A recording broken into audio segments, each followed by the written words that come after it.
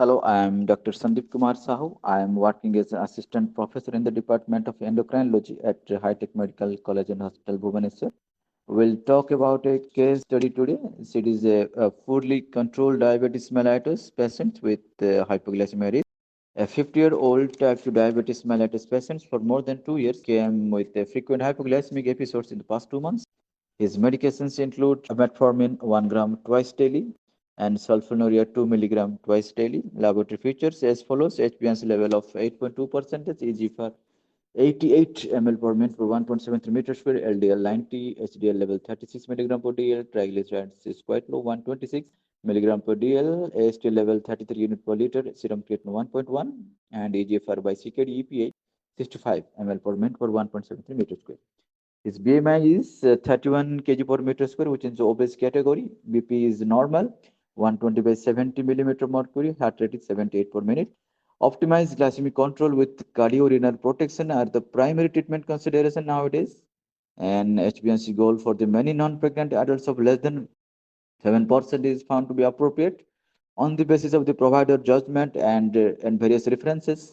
Achievement of the lower HbA1c level of less than 6.5% may be acceptable if there is no hypoglycemia or other adverse events. The strict glycemic control is found to be critically important in patients with type 2 diabetes mellitus patients. Sulfonylureas play a pivotal role in the glycemic control.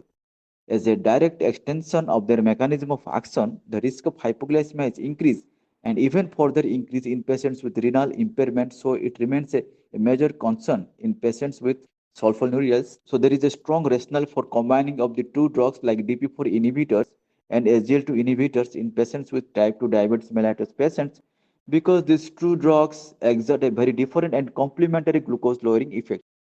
And furthermore, the increase in the glucagon level induced by the SGL2 inhibitors may be blunted by the co-administration of the DP4 inhibitors.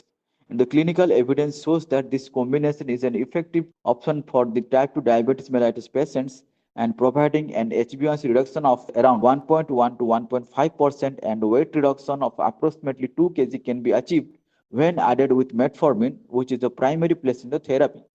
The American Diabetic Association also recommends this therapy should be considered in patients presenting with a HbA1c level of 1.5 to 2% above the target level.